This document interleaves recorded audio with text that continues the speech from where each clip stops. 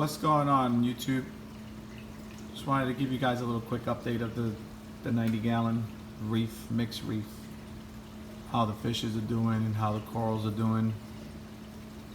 Everybody seems to be doing just perfectly fine. Every time I get near this glass, these guys think they're gonna get fed, but we know how fish react every time they see us next to the tank. They are ready to eat 24/7. But as you can see, they just finished eating. I figured I'd feed them before I do this video. But as you can see, everything is looking pretty. Fishes are all looking healthy. Copper band is over there looking great. He's been eating a lot, nipping off the rocks, keeping everything awesome. He's not shy. He's picking on the sea urchin. Those are new additions that I had got to control some of the algae that I saw coming up. Even though my phosphates are very low, but we all know that if there's some algae in the tank, you know, they eventually are going to go ahead and consume it before we could even pick up any readings. These zinies are doing beautiful. You just see those things, they're just pulsating like crazy. Look at the clinoros, he's like, hey, get me in there. But I love this. I love the way this looks. I have to soon control it because these things are getting out of control. But I want them to just fill up this rock. Once they fill it up, will be good. I got this Jason Fox back there that I got. All these corals I got from Worldwide Coral, in the exception of the Xenias. And I gotta tell you, all these corals are beautiful. Got the bird nest.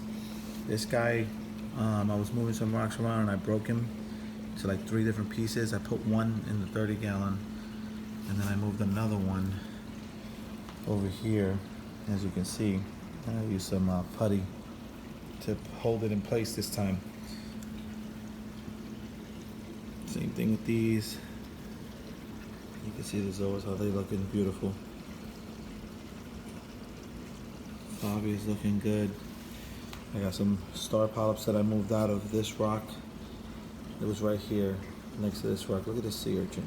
Look at all the shells and stuff he has on him. He's climbing and he just has all this stuff on him. It's crazy. Star polyps are beautiful. Anemone is doing great. This guy, you don't let nobody get near him. It's funny. This Monty is doing great. You could already see all the white coming out of it. Look at this guy. Dory likes hiding in there. Look, look, look. Go ahead, hide. She goes in there, she's crazy. And you got the acros back there, looking good as well. I went ahead and put putty on those as well, just to make sure, because I got some of those big zebra snails in here, and they like to come out at night, and they hide somewhere underneath these rocks.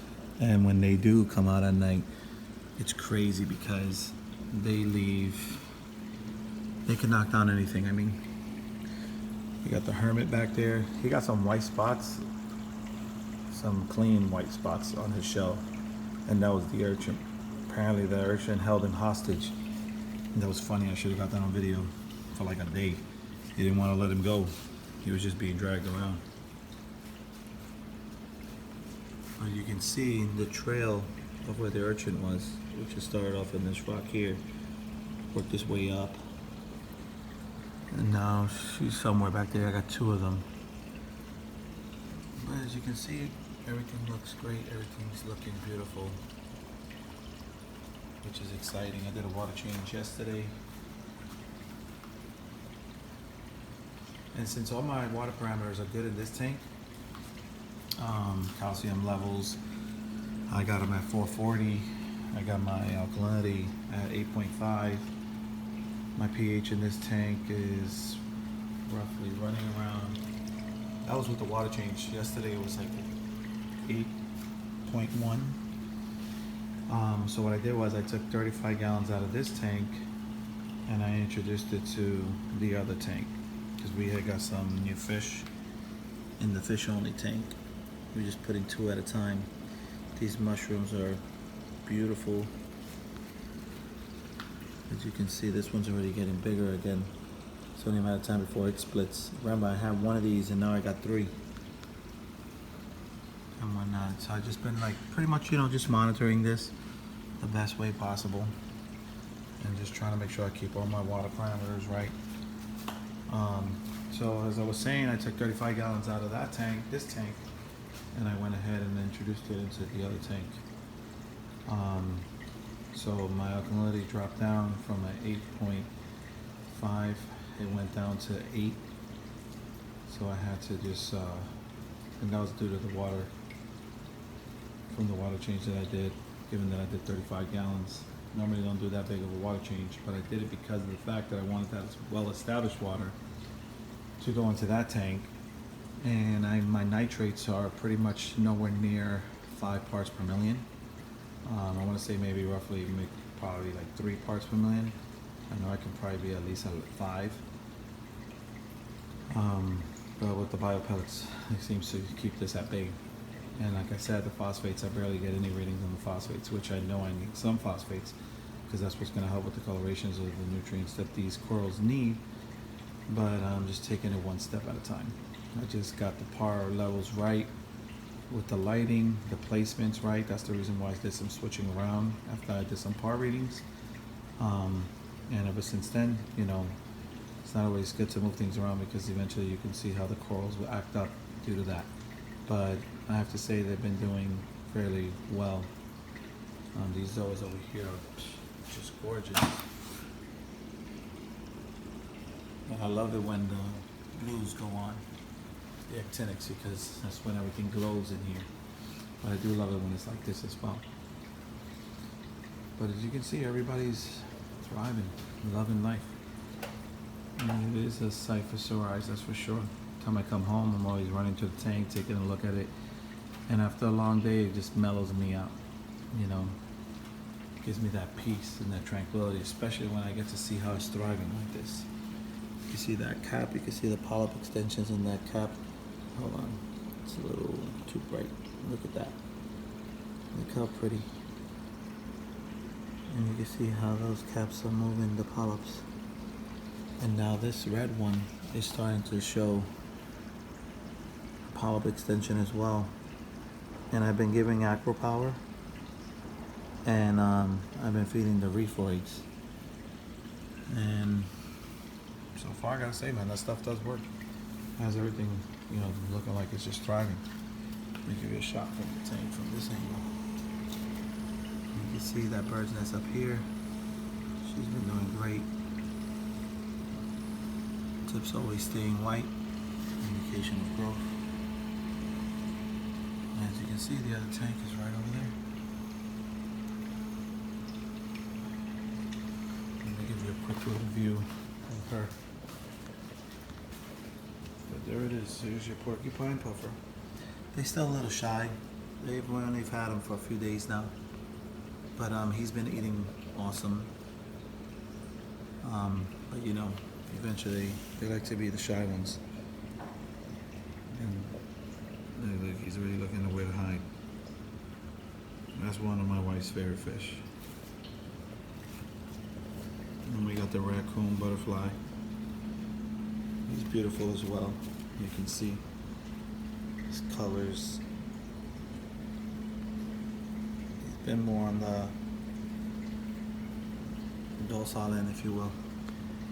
I got right there, I have the Sanai, just monitoring this tank, because again, this tank's been running for over a month now. It's been cycled, and now that I introduced these fish to this tank, I just want to make sure that there is not going to be no ammonia spikes.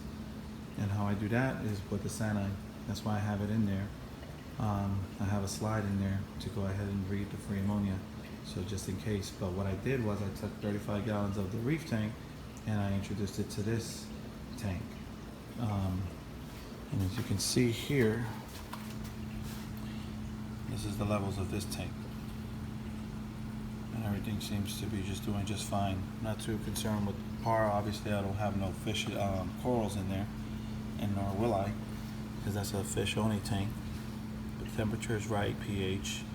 You can see the free chlorine, nothing. So I got 30 days left on this slide. That's good enough for me to monitor this tank, just to make sure if I have any spikes. I got the camera on it just to monitor while I'm away. And I have to say, it's just beautiful. Just can't wait till these guys feel at home and they just start, every time I run up to the tank, they just start looking for me. So right now they just play the shy card. I wasn't planning on getting that raccoon butterfly, but my wife saw it in the store and she was happy with it. So that's the reason why we ended up with it. So we figured we probably put like 6 fish in here. We have 2 so far, so we got 4 more to come. We'll just gradually introduce them into the tank.